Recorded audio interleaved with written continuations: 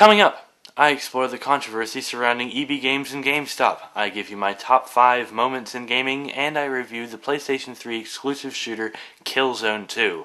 All this and more in 30 seconds on the Sharp and Pointy Perspective. It's like 10-15, got games to play. If you don't like the scores, then get out the way. From Windows 360 to PS3, all hail PS 360. I'm telling you if anything's defective, it's the Sharp and Pointy Perspective. It can be hard, it might sound mean, too bad, it's like 10-15.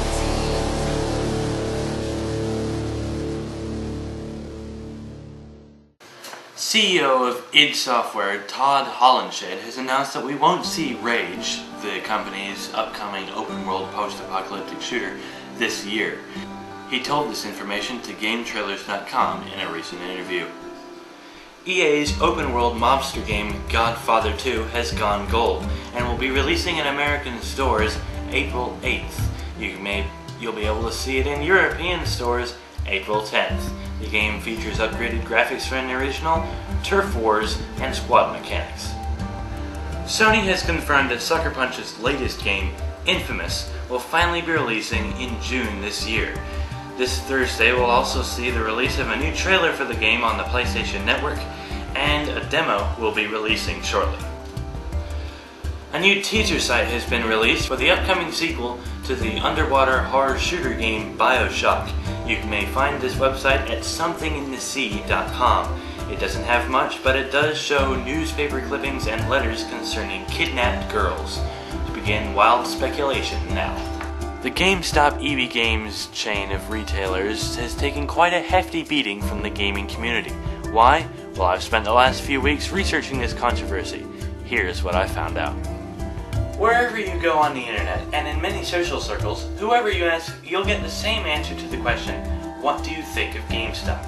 The official consensus is that it sucks and practices lying to and screwing over customers. I've never really understood what the big problem is. I use GameStop regularly to pre-order my games and to trade in some of my older games for a small discount. I even hold actual intelligent conversations about games with some of the employees there. So what's the problem? Well, I've spent the last few weeks patrolling YouTube and various blogs to discern just what about the GameStop EB Game stores are particularly hate-worthy. Here's what I found out. I'll tackle each complaint separately and tell you what I think of them.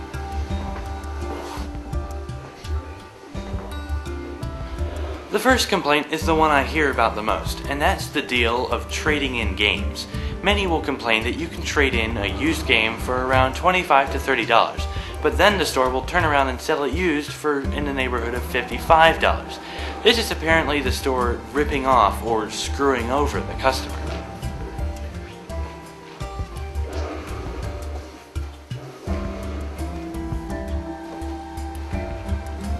All I have to say to this is, are you really surprised? The objective of all businesses is to make money. So you're getting mad at GameStop for trying to make a profit. If they gave the customer more money for trade-ins or charged less money for used games, then they wouldn't make much of a profit. That and the cost for maintaining the machines that buff down the games costs money too. So this is not really a viable complaint. The second problem that most people have with the company is that they lie to the customers by saying that if you pre-order a game, you'll be able to get it on release day. But then when you go into the store on release day, it isn't there. This may be a problem with a certain system in the company, but it is not a lie. I have encountered this problem before, and it is frustrating, but if one were simply to ask an employee the cause of this dilemma, they would get the same answer I did.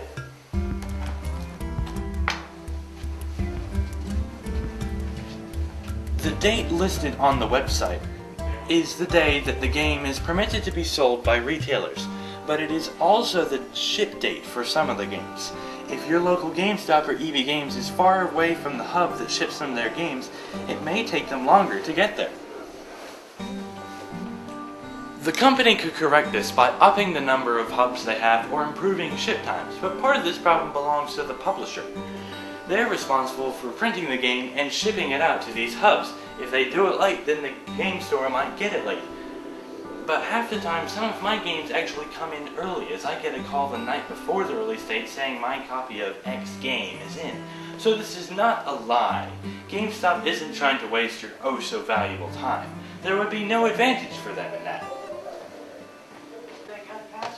There are many other complaints, but some of them are so completely ridiculous that they don't deserve much time going over them. So I'll just do a few quick ones.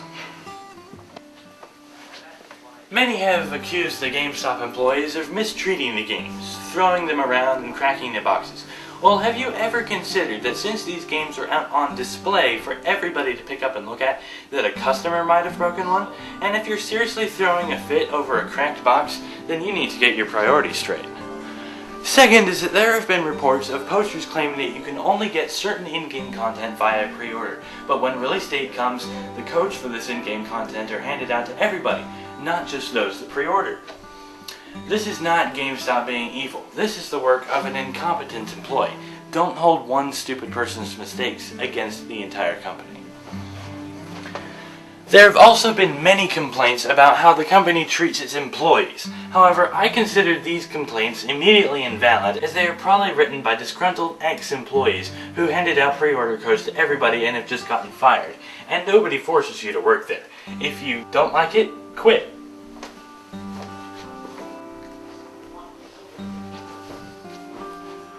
There's a lot of hate floating around for these companies.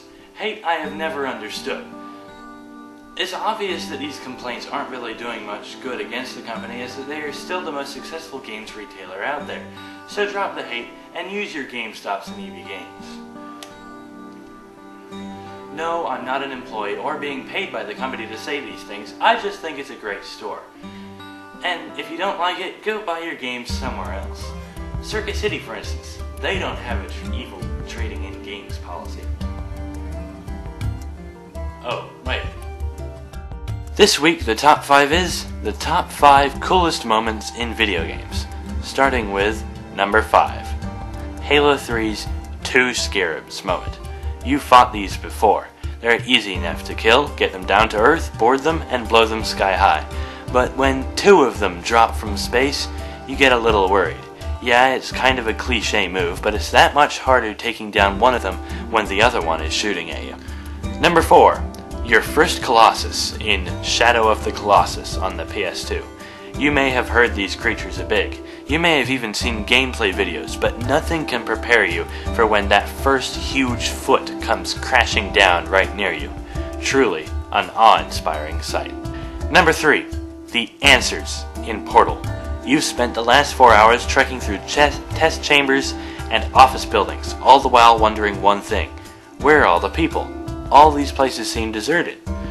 When you finally come face to face with the malevolent AI that's been dogging your heels the whole game, you learn the answers. I'm not going to give anything away, but it can be quite a shock. The nuke in Call of Duty 4. You've just gotten back to your chopper after an impromptu rescue trying to escape a potentially explosive city. You start to hear radio chatter about people coming to trying to defuse the bomb. Then the last thing you expect happens. It goes off, and you die. And the number 1 cool moment in all the video games I've played? The opening 20 minutes or so of Half-Life 2.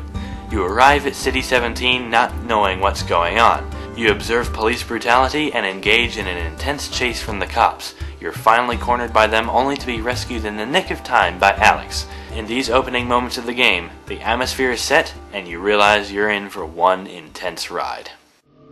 So wake up, Mr. Freeman. Wake up and smell the ashes.